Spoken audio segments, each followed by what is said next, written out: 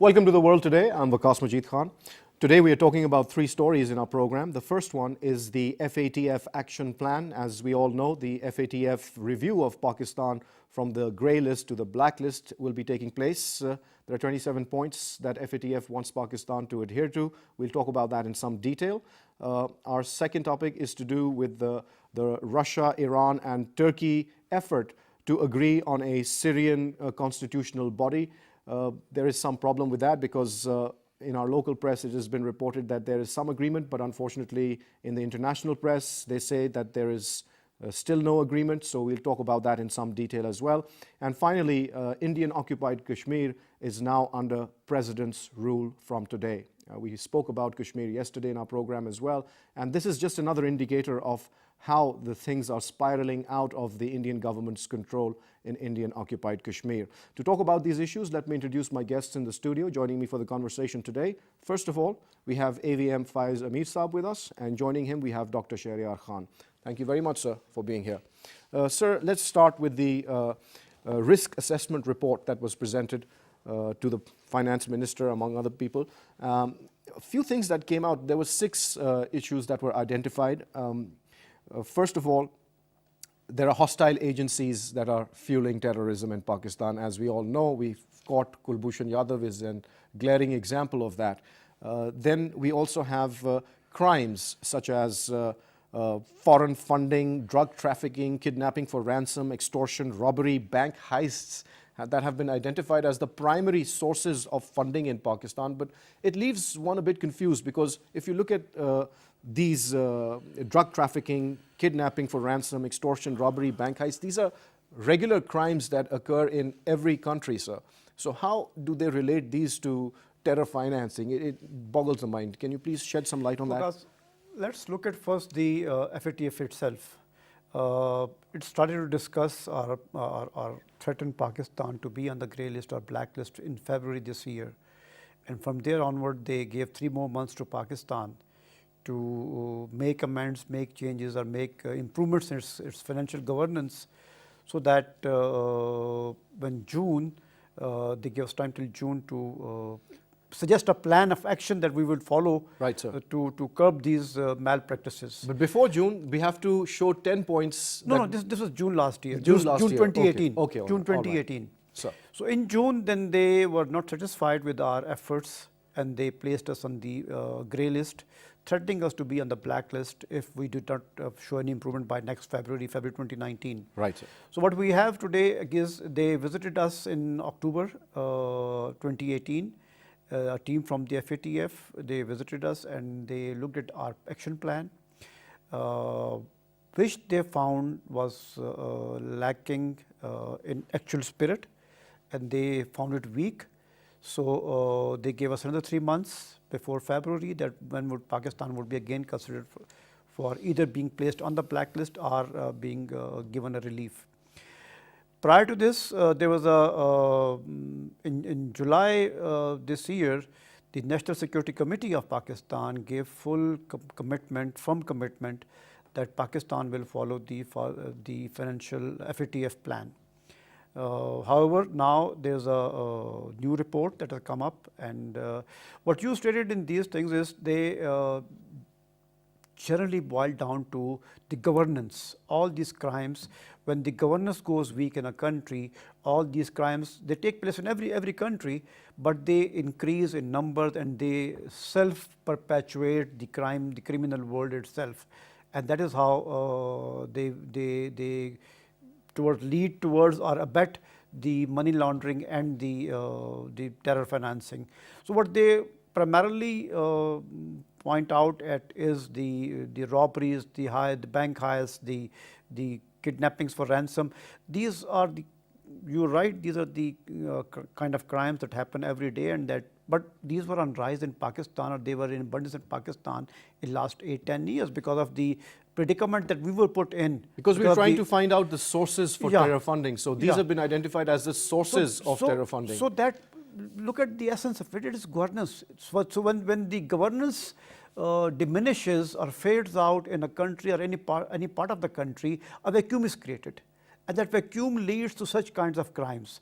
So I think now that we have relative peace, very good conditions, law and order conditions in Karachi for the past so many months. I think these their complaints or their pointings should be taken care of.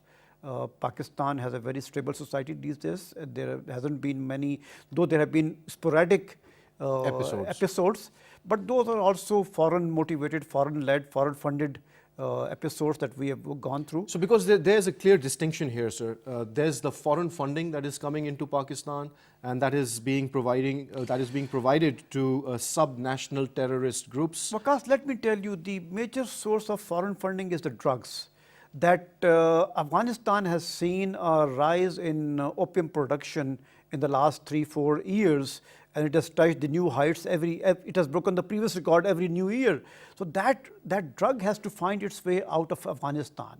And one of those ways is, if you look at the borders of Afghanistan, it's Iran, it's Tajikistan, and it's Pakistan. So it has to flow out of these countries, and that would bring lot of black money into the mostly it seems that drugs are flowing, especially the opioid drugs are being funneled to the US, where pharmaceutical companies are now fighling a huge opioid crisis. When with the American presence in the Afghanistan, and with all the forces that are dominating Afghanistan, if the drugs still produced over there and they come into Pakistan, I think somebody else should be blamed for that kind of activity, or that kind of harassment being caused to Pakistan, because that money, if like about 10-20 years back, when the opium production in Afghanistan reduced and it almost finished under the Taliban. So if the American forces had just devoted themselves to curb the opium production in Afghanistan, probably her neighbors would have been in less trouble these days. Absolutely, sir. Let's pick up these points one at a time. Dr. Shahryar, let's talk about the hostile agencies that are fueling terrorism in Pakistan by providing funding to sub-national terrorist groups. Now, this is a completely different sort of category. Then we have the other categories, which are drug trafficking, as Faisal has pointed out, kidnapping for ransom, extortion, robbery, bank heists. Like, as I pointed out before, these particular acts or actions are crimes that are being committed in every country, in every society, and they are not linked to terror financing as such. So why is it that these crimes are being linked to terror financing specifically? This is the real question here. Of course, we understand that hostile agencies are fueling unrest in Pakistan, especially the agencies to our left and our right. We're stuck in the middle. Well, the first thing is, if hostile agencies are financing terrorism in Pakistan, I think they should also question the countries from which these finances are originated. Why not they are included in that list, and why are not they been warned? So that's the first thing. But if you look at these crimes, they're talking about mostly the undocumented economy. When there is money laundering, when there is so much unregulated economy, then there is a chance that some of the financing may slip and it may finance terrorist activities there. And because of it's undocumented, you cannot track it, you cannot see it. So it's easy, for anyone, to blame you that maybe some finances are going to fund terrorism, and it may happen. There is always a chance. So the link that you are saying that these are ordinary crimes, of course they are ordinary crimes, but when they become transnational, for instance, if it's drug trafficking, it's transnational. And drug trafficking is not possible when there are non-state actors or militants on these areas, in these border areas. They then benefit each other. So there is that one fear. But in case of Pakistan, if you remember, before we were put on the grey list, Pakistan was not in any list. Once it was, but it was removed. And if you could see that we had, quite a surge in terrorism in those days, but we still were not on the grey list. And one wonders why then, when we have now controlled terrorism, then why we are put on the grey list. And I'll then contextualize all this in Pakistan and American relations, because in those days our relationships with the United States were good, and we were cooperating with each other, and the United States was not accusing us openly of anything. And since our relationships with America were okay, so we were not on the list. Now, after that, we saw that there is a continuous accusation against Pakistan and a continuous pressure on Pakistan from the United States. And one of the pressure tactics is this FATF list as well. So since the United States is not on the same page we do, it wants to put pressure on Pakistan. That's why Pakistan was, it come under that strict scrutiny. Otherwise, before that we had more terrorism here, which we control now, but we were not on that list. So it's also linked with that Pakistan-US relationship, and it's one of that, pressure tactic. Now, how to contain it, why Pakistan is on the list. Of course, when in Pakistan we have seen it, and it's no secret that we have a kind of a undocumented parallel economy going on in this country. And this parallel economy sometimes seems is the only economy in this country when there is no legal or regulated economy. And if you want to claim down on this parallel economy, you would bring the country into a standstill, because that parallel economy provides jobs to the people. I'm not saying all in the parallel economy everything is illegal. It's only that it's not regulated. Now, when everything is not documented and when there is still the system is such that it supports the illegal, the parallel economy, then there is a chance that the money can be laundered from here and there. Even the legal money or the money which is the business money, it could be dubbed as illegal money. It could be termed as money laundered, because you don't send these money through regular channels, through banking channels. So it can be considered as laundered money, and that's one of the biggest challenge to Pakistan. I think with this current government, what it's doing, if you remember, the current government is very focused on stamping out the practices of money laundering, and this is one of the reasons that if the money is laundered, so no matter what, if it's even white money, it would be considered as illegal, and then FATF can always blame Pakistan that maybe this money is misused, or it can finance terrorist activities, and that's why they are clamping down on them. The other thing is like the extortion. I remember back in 2007, 8, 9, there was so much extortion going on when these operations were not done. Especially kinetic in Karachi. operations, Especially Karachi. in all the cities, even in Punjab, in Faisalabad, in Lahore, the extortion was very common. But it was the time when the terrorists controlled certain areas in Pakistan, and then operations were launched against them, and they were dislodged from there, and we don't see those kinds of extortions anymore. So the extortion has been controlled, in fact, in Pakistan. Even if there are some extortion, it would be, if you compare it to that time, I think that would be, you can ignore them, the figures, you can ignore them. The bank heist also reduced. In Karachi it used to happen, and you don't see it anymore after the operations in Karachi. So I see overall an improvement on all these lists, but I don't see an improvement on our relationship with the United States. That's why we are under microscope there, and anything can be can be used against Pakistan. Absolutely, sir. And Pakistan believes, Faiz Saab, that it has been made a victim of international politics, as Shahryar Saab has very eloquently pointed out. Now, the government's positive role in bringing the Taliban and the US to the negotiating table, do you think it might help ease the international pressure on the government? I mean, after all, we have done a lot and achieved a lot in terms of the war against terror, being the frontline state, and also we have defeated Al-Qaeda. What else do we need to do? I don't foresee a reprieve in pressures brought by the FATF, because it is just the beginning of the Afghan Taliban talks, and those talks are just started to grind up, I think.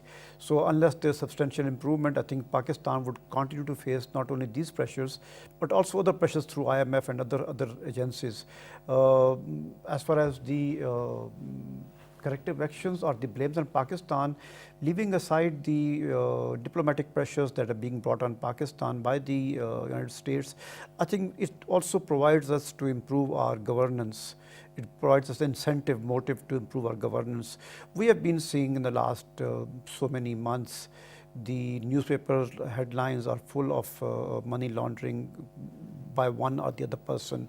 And we have seen the number of fake accounts being found, and these money being laundered through these accounts. So those are realities on ground that our government itself supports. So I think these things should also be taken with the spirit that yes, our financial system, including our banks, our non-regulated financial channels, they all need to be channelized, they all need to be controlled. One of the major points that the FATF has against Pakistan is cash couriers, that the number of couriers that carry cash, and that is a major source of terror financing.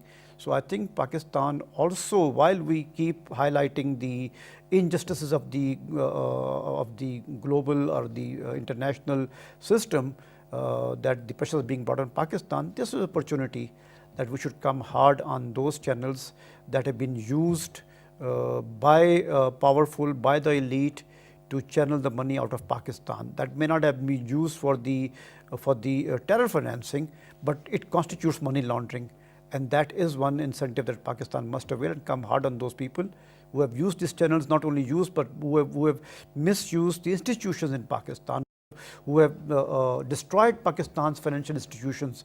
If you recall, there were about 10 to $15 billion being sent out of Pakistan through banking channels in 2016 and 2017 both. So that is the kind of control that probably governance, I was mentioning in the beginning, that governance has been an issue for last so many years in Pakistan, and that probably was also because of the war on terror that we have been fighting, and we were less able to devote our resources towards governance in Pakistan. But I think now is the time that we not only look at the major crime rates in major cities, major urban areas, but also the financial institutions, financial regulations, the laws that support or that go against the criminal activities in France. I think we need to look at the entire gambit of actions that need to be taken against these such kind of things. Well, interestingly, the report that was presented to the committee was prepared by NACTA and the FIA, and they made a number of recommendations to deal with these issues as well. One of the things that they identified was the role of law enforcement agencies. They said that it was critical to implement the recommendations and to prove to FATF that Pakistan is moving forward and is achieving the goals that have been earmarked by the FATF. But what about the capacity of the LEAs, of the law enforcing agencies? Do they need more further capacity building in order to be able to deal with all these crimes, especially ones of a financial nature? Or do you think that we are already at that point where we are doing an adequate job? Also, they spoke about the adopting risk-based approach towards dealing with these issues. What exactly does that mean? Well, the first thing is that we need regulation, and we already have regulations. Security Exchange Commission of Pakistan. Even before that, we had anti-money laundering bill. So we have now regulations in place.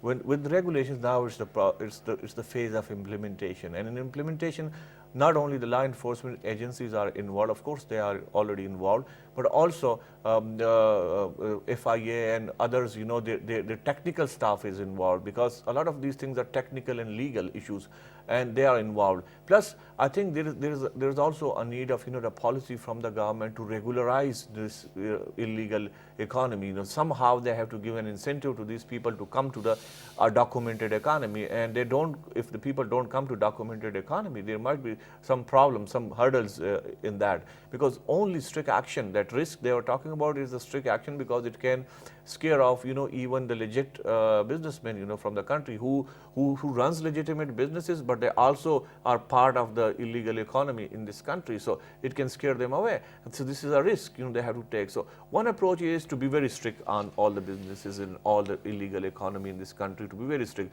but that it comes with a risk that it may further push the capital flight from this country. So that would be the risk. On the other hand, the government can produce incentives to the people, so the more and more people come to the documented economy to regularize and to the governance that my colleague talked about, and this is the challenge, I think, for the government on the policy level. And yes, the law enforcement agencies, they work on different areas. For instance, the first thing is that which they have already done, that they have cleared the area from the terrorists, because the terrorists were extorting, they were levying taxes and all these things. They have done that already. Now the second phase would be for them to identify such people where they can where legal or actions of the law enforcement is required, for instance, extortion and kidnapping in all these places. Plus, they also need, to fence the border or main the border, which Pakistan is already doing, fencing the border. We're already doing that. But even that would not be enough. There would still be a lot of, border area which would be porous, which would not be fenced. So it needs more strict border management as well. So there again, the security forces, along with it, other government agencies, they are required. For instance, Pakistan Custom, others who checks all the goods that they are transported. So all these agencies, they need to work in coordination. I think this is about this report. It's for the first time I think FIA and NACTA together they have produced this report, and this is what they have recommended. I think further actions are desired, but I think before actions, we need a policy how to deal with it, because it's a larger problem in Pakistan. There's also the is issue, just part of it. There's also the issue of the authorities being devolved to the provinces, because there are some provincial problems as well that need to be dealt with. So it's a pretty big issue. And it needs a coordination. But I would believe it's not just the issue of FATF for Pakistan. It's a larger economic problem or issue, and we have to deal it holistically. So all these FATF issues are also resolved with it. It's not just we are doing it for FATF, because if you just keep FATF in the mind and we don't address other issues in our economic sector, probably won't be able to achieve these results. One more thing, I think countries like Pakistan, Sri Lanka, Tunisia that are there on this FATF list, a better plan of action would be that Asia Pacific group or the larger group of the FATF, they help these countries to build those strengths that are required to control or regulate their financial sector. Like if we talk of the drug, the menace of drug or the drug money, then these countries which are so concerned about the conditions in Pakistan and other countries being placed on grey list, they should be helped, assisted to create environment that where the drug laundering, drug money is or the drug trafficking is stopped. Like when you say the LEAs in Pakistan are weak, then there should be some help coming from outside in terms of equipment, in terms of training, in terms of other infrastructure, resources that helps these countries build those forces, those assets. Absolutely, that sir. help reduce these kind of crimes. Very, very important point that you've raised, sir. Moreover, when we also talk about foreign meddling, agencies that are sponsoring terrorism in Pakistan and using illegal ways of pumping money into these subnational terrorist groups that are operating on Pakistan's soil against Pakistan's interests. How to deal with these issues, sir? Can you repeat your question, please? So we're talking about the money coming in from agencies, for example, the RAW or the NDS. Well, these are two that have been identified. These are issues that are bilateral and multilateral, because the agencies that fund actions in your country or bad actions in your country or troubles in your country, they are not overt operations, and these are being taken by the agencies all over the world, and probably your best friends could be involved in one of those actions in your country. So I think that is totally bilateral action by any government with the governments that they respect, that they are funding those things, like the Kulbhushan Yadav case. Absolutely. Now, when it's caught, probably Pakistan needs to not only take it at the global or international fora, but also talk to India to stop these things on bilateral relationships. I think so. These kind of funding, but I was more concerned. I have been more concerned with the menace of drug that is building up on our borders, on the western borders. This is one big threat to Pakistan, because not only that the increasing number of our youth are being involved in drug addiction, our school children, our college children being involved, probably as a plan, I would say. And second thing is the kind of money that comes in that destabilizes your society, and that is the major probably source of instability in our society. And the powers that be, the United States, is just keeping its eyes shut on the kind of opium trade it's developing, it has allowed to develop, it has allowed to flourish, not only allowed to flourish, but which has benefited from that trade. The US is paying a very high cost, sir. There's an epidemic of an opioid crisis in the United States right now. The number of people that are addicted to legal pharmaceutical opioid drugs is unbelievable. They are benefiting from that trade right next to our border. And that is very serious, very serious. I think more than today, more than terrorism, the drug trafficking and drug peddling is a bigger threat to Pakistan's society and Pakistan's nation and our financial institutions as well. Indeed, sir. Let's move on to our second topic, sir. We're talking about Russia, Iran and Turkey. Despite their best efforts, Shahryar Sahab, they have tried to agree on a constitutional body. There was first some form of agreement, but then later on we found out that there was no agreement. We are waiting for the next in line from the UN side to look into this matter. 7 years of turmoil and pain for the Syrian people and no end in sight. What do you see, sir? Do you think that this constitutional committee will be able to take shape next year as they are now hoping? Well, if you look at the Syrian situation, I think we are moving there now to a forced peace in Syria. And I had said this quite a while ago, that the way the Syrian government forces are winning this war with the help of Russia, probably Bashar al-Assad would succeed in establishing his reign again. And this is what we see now, that in most parts now he has re-established himself. Yes. Now this poses a predicament to the countries who wanted or who had pinned their hopes on the removal of Bashar al-Assad from the government, and now they have to live with him.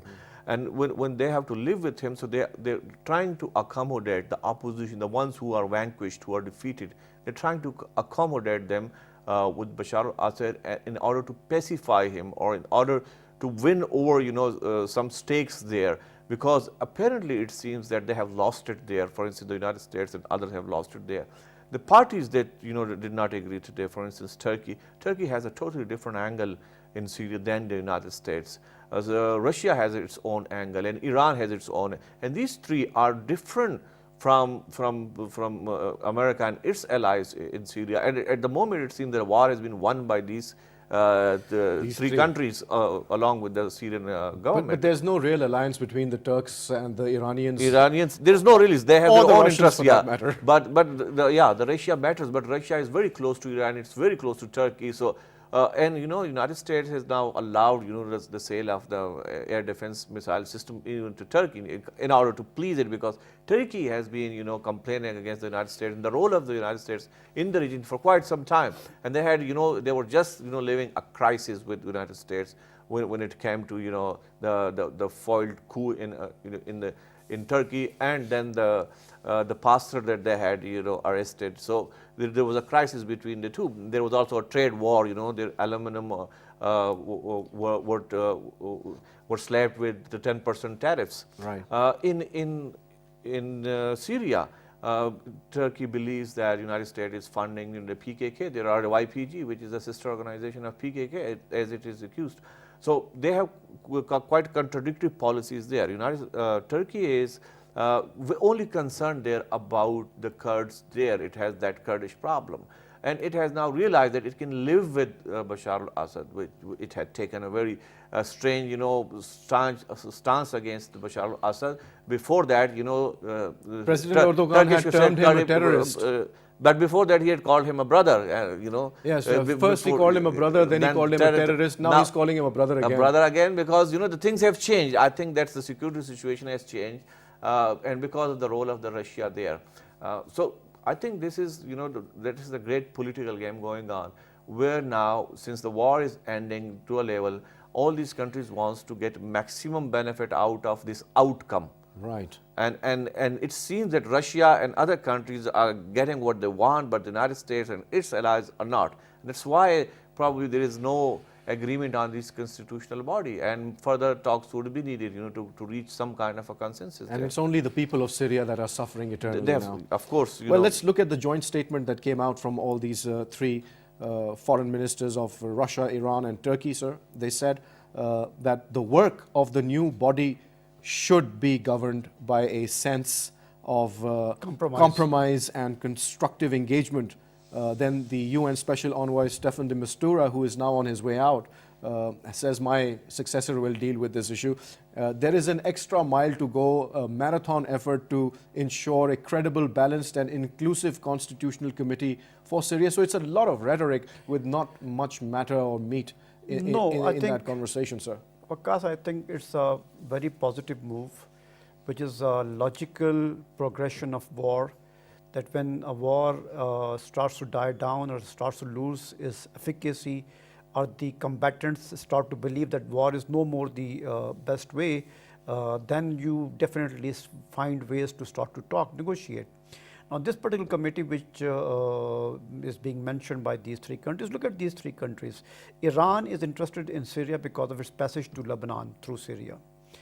The Turks have the Kurd problem on Iraqi side and both on the Syrian side. Russia has the only naval base in Mediterranean on the soils of Syria. So these all three countries have very vital stakes in Syria. The US stakes in Syria are through Israel, Golan Heights, where the Israelis think probably that the Golan Heights going back to Syria, or another government which is hostile to US, Israel. if it comes in power, Right. they would be, the Israeli security would be threatened. So there, the game over there is quite complex. But I think this formation of this, at least three, you can call three neighbors of, include Russia as a neighbor because it's sitting there in the naval base, three neighbors of Syria have come together for various national interests to start a peace process. And this peace process, the words that they have been used, compromise and collaboration, I think that is what has to be the spirit of this particular committee, which is going to be a 150 members committee, and which is going to negotiate the constitution, which is going to lead towards the election in Syria. Sir, I want to just point out the similarity in the wordings of what is being said. He says the three leaders hope that steps will lead to the launch of a viable and lasting Syrian-led, Syrian-owned and UN-facilitated political process. Does it ring a bell, sir? Yes, it does have a similarity with what the US says in Afghanistan. Right, so sir. probably those words are being repeated, but they want to make Bashar al-Assad feel important, that this is what probably his nation needs, and he has to lead this thing, and he has to make compromises with the majority of that country, and probably this what they need is a new constitution or a new kind of amendments in constitution which facilitate a true democratic election, so that people vote, and then whatever government comes in, that would be the representative government. But there are many slip between cup and lips. And, so and even before we can talk about the constitution itself, we have to talk about the composition of the people who will decide what that constitution is going to look like. Yes, we are those are those 150 people. exactly. So their numbers, they're not agreed to right now, their sir. numbers, That's no, where the sticking point really is. The United Nations has allowed the Syrian envoy in UN to make that committee. And those are obviously going to be the Syrian government representatives, the rebels or the opposition representatives, the civil society representatives. Absolutely. Probably foreign, some apparently the sticking point right now is the constitution of the committee. Yes, sir. And as far as the Syrian government is concerned, they have identified their 50 people. The rebels side has also identified the 50 people. Now, the civil society. Those are the 50 people that have to be decided by the Iranians, the Turks, and the Russians. That's where they can't really agree on those 50 people. Let's say these are hiccups, or these are impediments towards a peace process, which is inevitable. Which is a part of history in every post-war negotiations, and the post-war negotiations do not end up in weeks or months; they take years. So let's hope that finally the major powers or the neighbors of Syria would see the futility, that the war is, would see the miseries of the Syrian people, the millions of displaced Syrian peoples, the hundreds of thousands who have died, the kids who have lost their parents, the bread earners of society, the families. I think they would realize that the next step, best step, is now to come to negotiating table. And then solve- also maybe create a Marshall Plan for Syria for rebuilding what they have destroyed are already. getting those contracts for themselves to rebuild Syria. More or less like that, sir. But the United Nations says 250,000 refugees could return to Syria in 2019. What are your hopes for that? Well, in some places where safe areas are there and they can return there, and but I think until we have a peace, not only peace, we need to have a positive peace there. A positive peace means that you have created conditions where people can get jobs and they are re-employed there because they've been ousted, uprooted. So even if they come back, what would they do there? Since they can do well in other countries, you know, living as maybe refugees and finding jobs there. So it's, and they still have that fear and you know, in their minds. So they believe that maybe until they don't see that there is a complete cessation of violence, then there is a reconstruction is started there. I don't see that, you know, people would be encouraged to come back. The main thing, as always, is a political solution, a negotiated settlement. Yeah, that is where we want to move towards, which is not happening. What we've got is Turkey's point of view. Turkey, as we've spoken earlier, had termed President Bashar al-Assad as a terrorist, have now said that they would consider working with Assad as long as he won a democratic election. But then how would that election take place that he would win before they could come to some kind of an agreement? So it's a bit of a, you know, chicken and egg situation going on. Yes, you know, at the moment it seems that what they want to see, that they want Bashar al-Assad to have, you know, with diminished powers and to some kind of, you know, representation from the rebels as well, or from those which is called Free Syrian Army. What Turkey wants, that it wants the reassurance from Bashar al-Assad that the Kurds there would be suppressed, or they would not be allowed, you know, to hold the guns, because it creates problem for Turkey. So it can accommodate Bashar al-Assad as long if he can address their Kurdish problem. And I think that it would be a real politic if the interests converge there, and they can work with him. That's why they have, you know, for the last 2 years now, or a year, they're giving the signals they can work with Bashar al-Assad. And I think they will work with Bashar al-Assad, because the Kurdish question is a serious question for Turkey.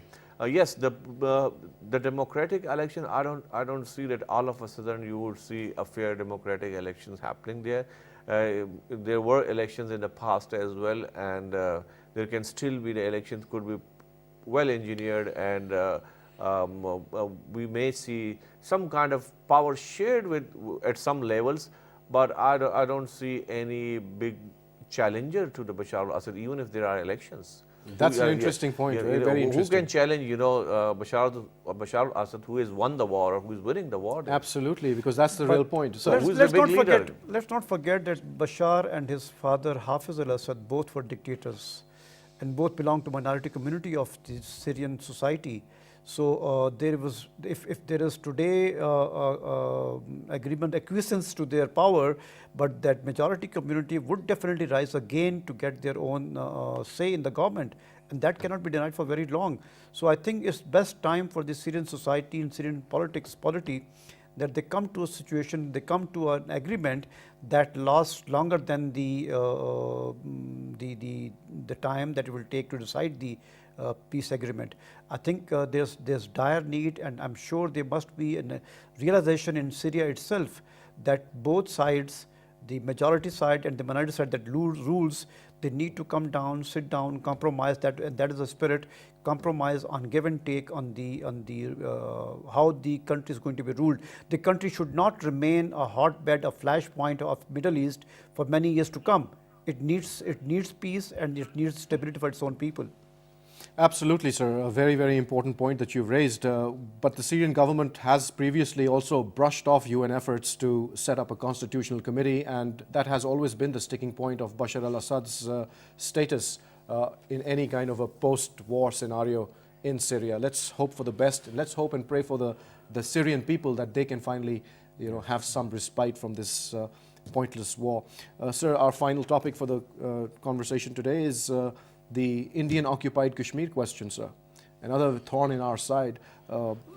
New Delhi has now recommended the imposition of President's rule in occupied Kashmir after the expiry of the 6-month governor rule. Of course, there's a lot of constitutionalism and rules that are being followed here, but at the end of the day, what they've essentially done is handed over the rule of Kashmir to Prime Minister Narendra Modi, because that is what presidential rule really means in India. How do you see these developments? I think what it means is that the Indian government has difficulty in finding allies in Kashmir itself to rule Kashmir. And that's why the rule is being taken away from the people of Kashmir towards the governor rule and then towards the rule by the center.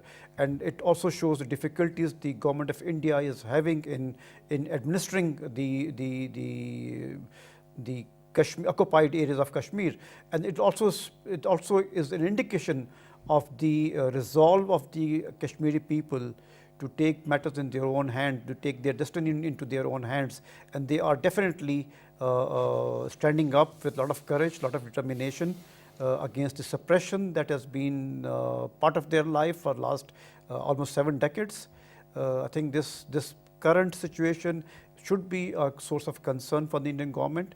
Their tactics of replying with a bullet to the stones throwing youth, I think that's not going to work, and that is so prominent and they're so imminent that India would definitely will have to come down to Kashmiri people, start negotiating with them, start talking to them for a lasting peace and for a lasting solution in Kashmir. Let's hope that takes place sooner rather than later. Shahryar Saab, if you'd like to comment on the status of what's happening in Kashmir at the moment, it is completely beyond India's control. India is losing its grip and grasp Yes. on Kashmir. What is the rest of the world, what kind of a message should they derive, or is India really sending out when they are imposing president's rule in Kashmir? Shouldn't the rest of the world also wake up and take notice of what's happening? Well, it seems, undemocratic, because if they claim that there is democratic rule there, so in Kashmir should be ruled by the Kashmiri. Let's suppose they had assembly and election and everything, but now it's ruled from the center, which is quite anti-democratic in itself, and presidential rule is never, or governor rule is never appreciated in democracy. So if the world is watching it, they may be a bit worried about the Kashmir. And but besides that, if there is no government of the people of Kashmir there and center is ruling it, then the atrocities that they have been reported there, and when the people protest, that's the democratic right.